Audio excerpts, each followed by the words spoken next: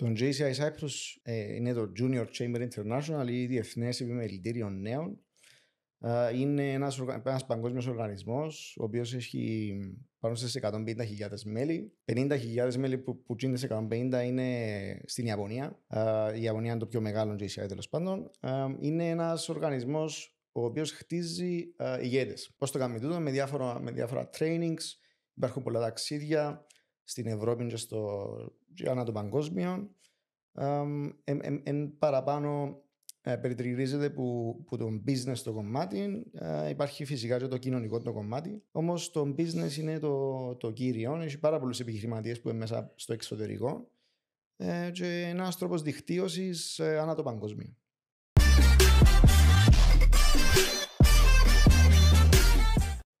JCI Λεμεσός Talks, πρώτον επεισόδιο.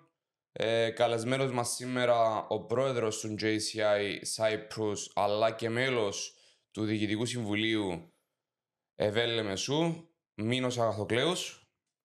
Καλημέρα, γεια σας. Ευχαριστώ Ραφαήλ για την πρόσκληση. Πώς σε βρισκώ, είσαι καλά? Πολύ καλά, πάρα πολύ καλά. Πρώτα απ' όλα σου πω ένα μεγάλο συγχαρητήρια για το initiative που κάνετε μαζί με το ΕΒΕ Λεμεσού. Το JCI Λεμεσός μαζί με το ΕΒΕ Λεμεσού, πολλά σημαντικό που δυναμώνει η συνεργασία μεταξύ των δύο οργανισμών. Και ήταν δική σου ιδέα, έτσι, μπράβο. Νομίζω ότι επειδή πάρα πολλοί νέοι και νέες, και όχι μόνο, που ασχολούνται με τα podcast, ένας καινούριος και καινοτόμος τρόπος να φτάσει πληροφορία στο κοινό, γι' αυτό και πάμε να κάνουμε και έναν εναλλακτικό τρόπο ενημέρωσης. Είναι καινούριος τρόπος τουλάχιστον για τα εμπορικά και βιομηχανικά επιμελητήρια σε όλη την Κύπρο, όχι μόνο στο ΕΒΕ Λεμεσού. Παρόλο που το ΕΒΕ Λεμεσού ήδη κάνει interviews με επιχειρηματίες κάθε μήνα και παρέχει τέτοια πληροφόρηση, αλλά το podcast είναι κάτι πολλά καινούριο. Λοιπόν, να ξεκινήσουμε έτσι λίγο, να μάθουμε κάποια πράγματα βασικά. Ως πρόεδρος του JCI Cyprus, θέλω να μας πεις τι είναι το JCI και τι ευκαιρίες μπορεί να δώσει στα άτομα που μπορούν να ενταχθούν μέσα. Το JCI Cyprus είναι το Junior Chamber International ή Διεθνές Επιμελητήριο Νέων. Είναι ένας παγκόσμιος οργανισμός, ο οποίος έχει πάνω στις 150.000 μέλη. 50.000 μέλη που γίνονται σε 150 είναι στην Ιαπωνία. Η Ιαπωνία είναι το πιο μεγάλο JCI τέλος πάντων. Είναι ένας οργανισμός ο οποίος χτίζει ηγέτες. Πώς το κάνουμε τούτο? Με διάφορα trainings, υπάρχουν πολλά ταξίδια στην Ευρώπη και ανά το παγκόσμιο. Εν παραπάνω περιτριγυρίζεται που το business το κομμάτι, υπάρχει φυσικά και το κοινωνικό το κομμάτι.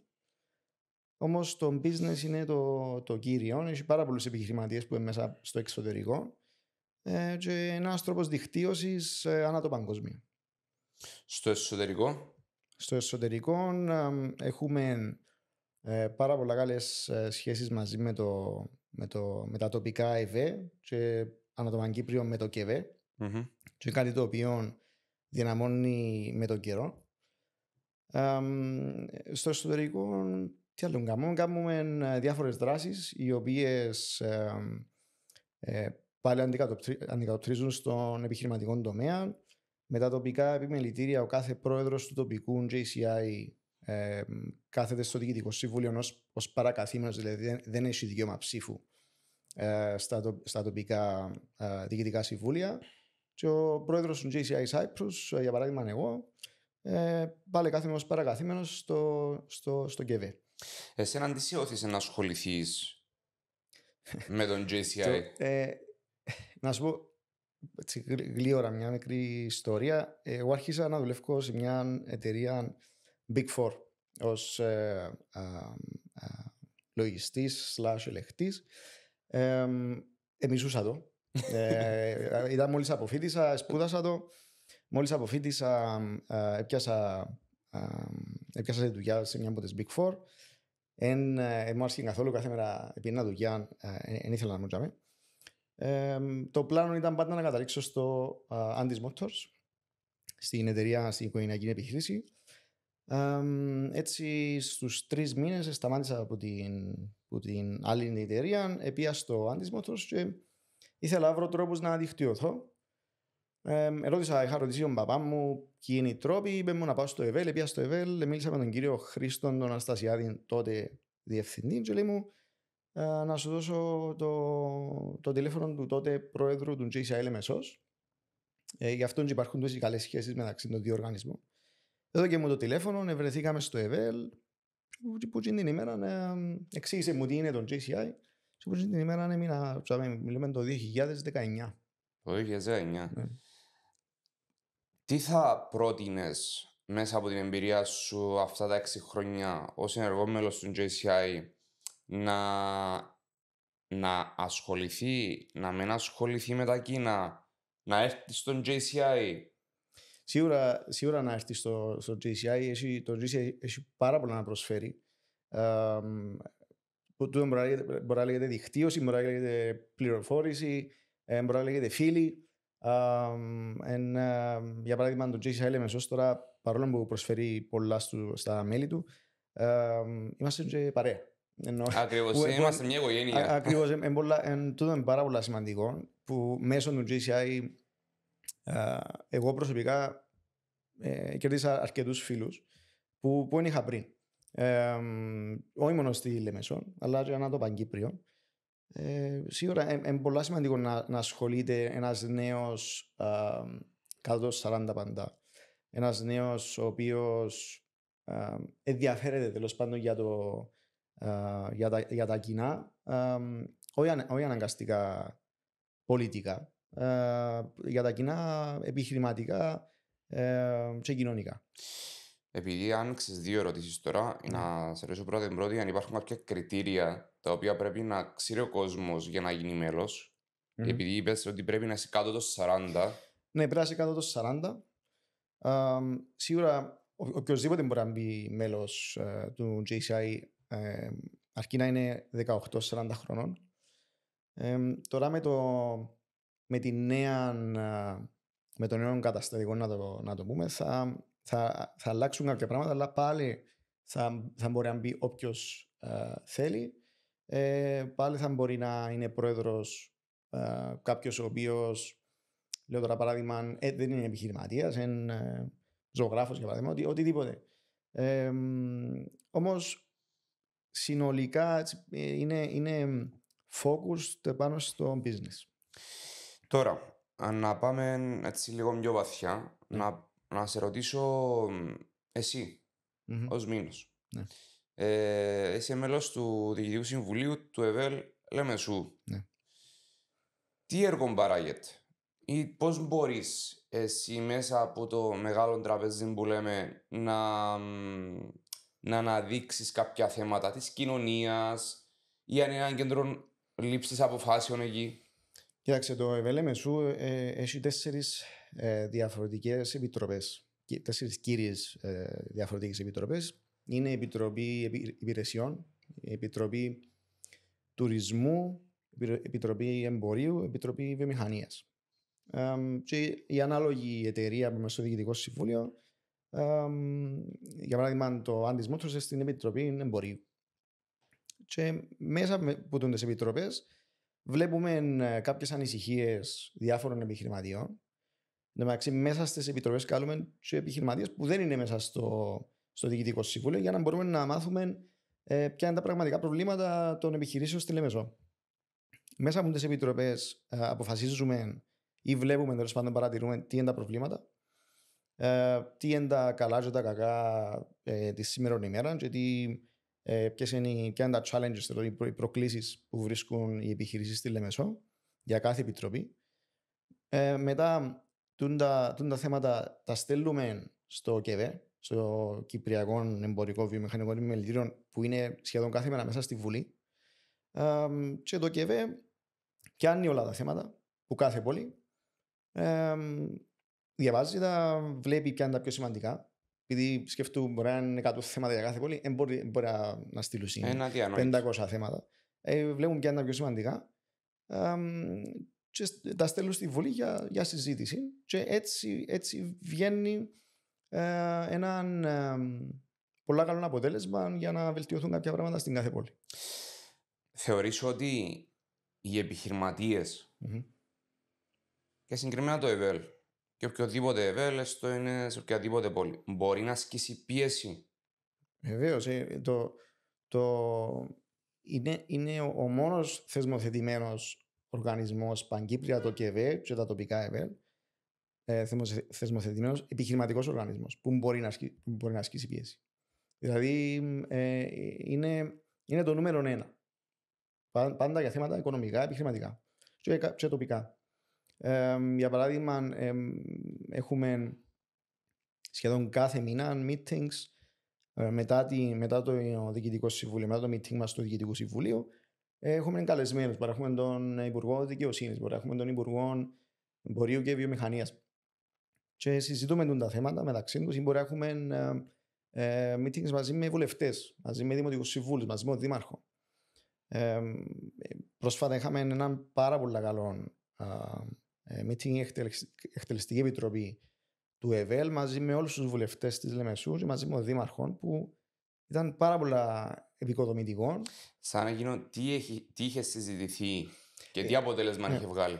Υπάρχουν τα θέματα της Λεμεσού. Τα θέματα τα οποία είναι, για παράδειγμα, το κυκλοφοριακό, το ότι ένα μείζον θέμα. Ναι, όλες οι τιμές πάνω, τα προβλήματα που βρίσκουν οι επιχειρήσεις μαζί με τις κυβερνητικές υπηρεσίες, με τις τράπεζες, συγκεκριμένα θέματα τα οποία είναι καθημερινές προκλήσεις σχεδόν όλων των επιχειρήσεων στη χώρα, αλλά συγκεκριμένα στη Λεμεσό.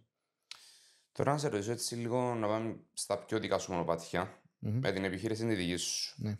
Όταν πρώτον μπήκες στην επιχείρηση, Ναι. το χάσμα που βρήκες με τον πατέρα σου, οι δύο σκέψεις που λέμε παλιά γενιά με νέα γενιά, πώς την αντιμετώπισες, αν είχες βρει κάποιες δυσκολίες? Με τον παπά μου έχω πάρα πολλά καλή σχέση. Μπορώ να σου πω ότι είμαι πολλά τυχερός που δεν υπάρχει κάποιον συγκεκριμένο χάσμα. Ο παπάς μου είναι ένας άνθρωπος ο οποίος πάντα βλέπει το μέλλον και μπροστά πάντα ακολουθά ή παρακολουθά τα νέα trends. Έτσι, δεν μπορώ να σου πω ότι είχαμε κάποιο μεγάλο θέμα. Δεν είχαμε θέμα. Αντιθέτως, έχουμε πάρα πολλά καλή συνεργασία. Όχι μόνο με τον παπά μου, μέσα στο Antis Motors, στον group εταιρείων που έχουμε, είναι και ο γαμπρός μου και η αδερφή μου. Έτσι καταλαβαίνεις 4 άτομα που την ίδια οικογένεια να δουλέψουν μαζί είναι δύσκολο. Εμείς δόξα τω Θεώ δεν έχουμε θέμα. Κάθε μέρα είναι αρκετά smooth. Σίγουρα έχουμε εντάξει, και πρέπει να σου πει ότι δεν έχει προκλήσεις ή θα νευριάσει ή θα γελάσει. Βεβαίως. Θα είναι ψεύτης. Συμφωνώ απόλυτα. Η αλήθεια στην δική μας την περίπτωση είναι αρκετά ομαλή η συνεργασία που έχουμε. Όπως είπα, σίγουρα είχε μέρες που μπορεί να μαλώσαμε λίγο, να τσακωθήκαμε λίγο, αλλά απευθείας λύνονται τούτα. Όσο δεν υπάρχει πολύς εγωισμός, πάντα να υπάρχει λίγος εγωισμός και είναι καλό να υπάρχει λίγος εγωισμός για να μπορείς να κουντά ο ένας το άλλο για το καλύτερο της επιχείρησης και του ίδιου του αυτού, αλλά διαφωνώ λίγο το να μην υπάρχει εγωισμός καθόλου. Μετά γίνεται λίγο φιλανθρωπία η κουβέντα. Αλλά ο λίγος ο εγωισμός, το οποίο έχω και εγώ, και η αδερφή μου, και ο παπάς μου, και ο γαμπρός μου, κουντούμε ο ένας το άλλον για το καλύτερο του Antis Motors. Ποια ήταν η μεγαλύτερη πρόκληση στα χρονικά που εδέχτηκε ο Antis Motors και πώς την αντιμετώπισε ως επιχείρηση ή ως όμιλος? Πρόκληση... Κοιτάξτε, το COVID ήταν μεγάλη πρόκληση, ασχέτως αν είναι πολλά κλισέ. Νομίζω για όλους ήταν το ίδιο. Όμως στο COVID έκαναμε μια πάρα πολλά καλή κίνηση, ενώ ήταν μια πρόκληση η οποία, όπως όλοι εκλείσαμε και τα αυτοκίνητα, έχουμε και πωλήσεις αλλά και νοικιάσεις. Έτσι ειδικά με τις ενοικιάσεις, εκάτσαν σχεδόν 250 αυτοκίνητα. Καταλαβαίνεις ότι η διαδικασία να ακυρώσεις άδειες κυκλοφορίας, ασφάλειες, μεγάλη διαδικασία. Και αρκετά stressful. Τσίνο ήταν το κομμάτι που ήταν αρκετά προκλητικό. Τώρα με τις πωλήσεις όμως, οι τιμές τότε για να εισάγεις αυτοκίνητα ήταν οι μισές. Ένα αυτοκίνητο που ήταν 10.000 να το εισάγω στις 15 του Μάρτη του 20, στις 16 του Μάρτη μόλις μπήκε το COVID ήταν οι μισές πραγματικά. Μάλιστα. Και ενώ το 99% δεν αγοράζαν τίποτε, εμείς έκαναμε ένα μεγάλο ρίσκο, πιάσαμε ένα μεγάλο ρίσκο, αγοράσαμε πάρα πολλά αυτοκίνητα. Μιλούσα πάνω στα 150 αυτοκίνητα. Μόλις ανοίξαμε, όλη η Κύπρος αγοράσε με εμάς. Αν σου λέω όλη η Κύπρος, όλη η Κύπρος. Είχαμε μέσα σε 1,5 μήνα φύγαν όλα τα αυτοκίνητα. Ενώ ήταν η μεγαλύτερη πρόκληση, πιάσαμε ένα μεγάλο ρίσκο, που λέμε risk reward. Άρα επιχείρησες να αναλάβεις την ευθύνη, ναι, να αναλάβεις το ρίσκο, εντάξει, με κάποιους παράγοντες τους οποίους δεν τους ελέγχες, που αυτοί είναι οι εξωτερικοί παράγοντες. Σίγουρα. Άρα νομίζεις ότι ο φόβος σε εξελίσσει? Και ο φόβος και η ανάγκη. Θέλω να μου το εξηγήσεις, τι εννοείς η ανάγκη? Η ανάγκη της επιβιώσης, ναι. η ανάγκη... Ποια ανάγκη? Η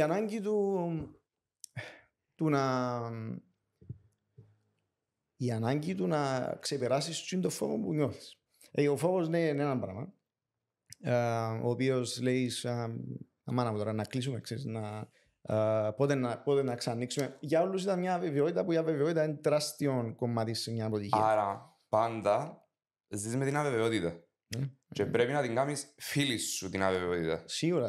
Πρέπει να είσαι πολλά ευέλικτος. Πρέπει να είσαι αρκετά flexible πάνω στο... Όταν διαχειρίζεσαι ή είσαι ιδιοκτήτης σε έναν γκρουπ εταιρείων. Δεν μπορείς να καθησυχάζεσαι ότι εντάξει, το εξάμηνο, το χρόνο πήγαμε καλά και εντάξει, είμαστε ok. Σε μια φάση να σου έρθει μια πώς να το πω, μια δυσκολία, μια πρόκληση που είναι μεγάλη. Το μπορεί να λέγεται COVID, μπορεί να λέγεται μια λάθος κίνηση επιχειρηματική. Τι θα συμβούλευες κάποιους, έστω επιχειρηματίες, έστω αυτοτελώς εργαζόμενοι ή άνθρωποι οι οποίοι θέλουν να ασχοληθούν με το επιχειρήν? Τι να προσέξουν στις κινήσεις τους, τις επιχειρηματικές, καλή ώρα? Όπως είπα πριν, η ευελιξία είναι πολλά σημαντικό κομμάτι. Ότι πρέπει να συνηθίσεις την αβεβαιότητα, όπως είπαμε πριν. Πρέπει να χτίσεις λίγο κόκκαλο. Ενώ το κόκκαλο εννοώ ότι κάθε μέρα να υπάρχει μια δυσκολία και δεν μπορείς να περιμένεις να πίνεις, να πάει σπίτι σου και να περιμένεις ότι θα χτυπήσει το τηλέφωνο να σε πιάει κάποιος για κάτι σχετικά δυσάρεστο για την επιχείρηση. Έχει έξυπνη συνταγή όμως? Έξυπνη συνταγή, πρέπει να δουλεύεις σκληρά. Πρέπει να είσαι έτοιμος να δεχτείς σχεδόν τα πάντα, να δεχτείς κριτική ενώ μπορεί να κάνεις πολλά καλή δουλειά. Να μπορείς να διαχειρίζεσαι σωστά τα λεφτά που είναι το πιο σημαντικό. Να μπορείς να πουλάς. Τούτο μπορεί να είναι το πιο σημαντικό, νομίζω, οι πωλήσεις. Μπορεί να είσαι ο καλύτερος άνθρωπος, να διαχειρίζεσαι τους υπαλλήλους σου σωστά, να διαχειρίζεσαι τα οικονομικά της εταιρείας πολλά σωστά, αλλά αν δεν μπορείς να πουλήσεις, το μπορεί να σημαίνει υπηρεσία ή εμπόριο, ας τα να πάνε, να κλείσεις, ξεκάθαρα. Γιατί πολλοί φοβούνται τις πωλήσεις? Κοιτάξτε, λίγο... Στο πουλάς αυτοκίνητο, στο πουλάς παγωτών, στο πουλάς μουσικών οργάνων. Φοβούνται τις πωλήσεις. Πιστεύω ότι επειδή έχει πάρα πολλή αποτυχία μέσα η πώληση, ειδικά στα πιο χωρίς να ξέρω για το real estate φυσικά, αλλά οι δύο πιο σημαντικές πωλήσεις, πιο μεγάλες πωλήσεις που είναι να κάνει ένας άνθρωπος συνήθως είναι σπίτι, αυτοκίνητο. Είναι πιο μεγάλες πωλήσεις. Και ο δεύτερο που κάνουμε εμείς που είναι το αυτοκίνητο είναι ένα προϊόν το οποίο έχει πολλή αποτυχία. Δηλαδή μπορεί να μπουν 10 πελάτες να κλείσεις τους 2. Και τους 8 μπορεί η ψυχολογία σου να πέσει. Θα πεις ότι δεν ήξερα πουλώ. Είναι κοντά ο άνθρωπος να υπογράψει, να σου το κοίτα, να πιάσει το αυτοκίνητο και τελευταία στιγμή να αλλάξει γνώμη. Και αν δεν ξέρεις, έκανα κάτι λάθος εγώ. Είναι πολλά πράγματα τα οποία μπορεί να έχει σίγουρα πάρα πολλά βιβλία και πολλά βίντεο τα οποία μαθαίνουν πωλήσεις και σίγουρα βοηθητικά. Αλλά αν δεν το κάνεις εσύ ο ίδιος, αν έχεις την εμπειρία την καθημερινή και να μιλάς όντως να μιλάς με τον πελάτη και να προσπαθείς να τον πείσεις ότι το δικό μου προϊόν είναι το καλύτερο ή εγώ είμαι ο καλύτερος, το Antis Motors, ο Μίνος, ο ΑΒΓ είναι ο καλύτερος, τότε δεν μπορείς να ξέρεις ακριβώς πώς νιώθει ο πολίτης που είναι. Είναι πολύ σημαντικό για μας που ξέρουμε, για παράδειγμα στο Antis Motors, επειδή έχουμε και πολιτές, και ξέρω πώς νιώθει όταν βγαίνει ένας πελάτης που το γραφείο και δεν αγοράσει, ενώ έφαγε σχεδόν 2 ώρες να τον εξυπηρετά και δεν αγοράσει ο πελάτης. Ξέρω τον πολίτη μου πώς νιώθει και μπορώ να τον συμβουλέψω ότι ξέρεις είναι ok. Εσύ όπως συμβουλεύκεις στους πολιτές σου, υπήρχε κάποιος που σε συμβουλεύει εσένα? Σίγουρα συμβουλεύκε με πολλά ο παπάς μου και ένας και ο ξάδερφος μου, ο οποίος ήταν πριν 3 χρόνια έφυγε με το γραφείο, αλλά ήταν πολλά καλός στις πωλήσεις. Και ο γαμπρός μου το ίδιο. Συμβουλέψαμε τούτοι οι τρεις, όμως, για να είμαι ειλικρινής μαζί σου, εγώ μπήκα πολλά aggressive μέσα στις πωλήσεις. Aggressive όχι aggressive πρέπει να πουλήσω αυτό για σε όλους. Aggressive ότι εθωρούσα πελάτη ενώ δεν ήξερα πολλά πράγματα. Επίαινα πάνω του. Στην αρχή αντιδράσα λίγο. Οι τρεις που σου είπα, ο παπάς μου, ο γαμπρός μου και ο ξάδερφος μου, επειδή είχαν χρόνια εμπειρία. Εγώ ποιος είμαι εγώ τώρα να πάω να κάνω πωλήσεις. Στο μήνα έκανα την πρώτη μου, ούτε στο μήνα, έκανα την πρώτη μου πώληση και στο χρόνο έκανα πάνω από 100 πωλήσεις. Και μόνο τούτη την εμπειρία που έπιασα ήταν πρωτοβουλία δική μου. Και αν δεν πουλούσα, προσπαθούσα να μάθω αντί να... Ενώ έλεγα μου, μα είδες, επίες και δεν πουλούσες το αυτοκίνητο και κάτσε να μάθεις και ξέρω... Και σίγουρα υπάρχει ένα point σε αυτό το πράγμα. Όμως... Άρα η πώληση είναι μια τέχνη. Να σου πω, people by people. Πιστεύω το πάρα πολλά το πράγμα. Δηλαδή, που τα πιο σημαντικά μαθήματα που μου έμαθε ο παπάς μου. Να μπορεί ο άλλος να σε εμπιστευτεί ότι θα φύγει που τζάμε και θα το ξαπαντήσω τηλέφωνο ή θα φύγει που το γραφείο και η συμπεριφορά μου να αλλάξει επειδή αγώρασα αυτό μου μένα. So, people by people, όχι μόνο στην πώληση, στην πράξη που να δώσει το αυτοκίνητο να σου δώσει τα λεφτά, αλλά και στο after sale service χτίζεται μεγάλη εμπιστοσύνη και μπορώ να σου πω ότι το after sale service έδωσε μας reviews, ας πούμε, που λέμε, έδωσε μας τα παραπάνω 5 reviews που έχουμε από το after sale service. Δηλαδή να έφυγε από το γραφείο ο πελάτης, σε 2-3 μέρες το μήνα, στο εξάμηνο, να έχει θέμα με αυτοκίνητο του. Το πιο μικρό θέμα μπορεί να κάτσει η μπαταρία του κλειθιού, μπορεί να κάτσει η μπαταρία του αυτοκίνητου και να το εξυπηρετήσουμε απευθείας. Τότε πρέπει να χτυπούν το πάρα πολλά. Ενώ έχει πάρα πολλές εταιρείες που μόλις κάνουν την πώληση χάνονται. Ξέρεις, χάνουν την επικοινωνία μαζί με τον πελάτη και το δείχνει ότι απλά θέλουν να πιάνουν τα λεφτά και τέλος. Είναι έτσι. Που δυστυχώς με μεγάλος ο αριθμός εταιριών που το κάνουν το πράγμα. Έχει, ναι. Και δεν χτίζεται η σχέση μεταξύ πελάτη και αγοραστή. Ναι, κοίταξε, το αποτέλεσμα τούτου που σου λέω με το after sales service είναι ότι βλέπουμε εμείς καθημερινά επειδή έχουμε repeating customers.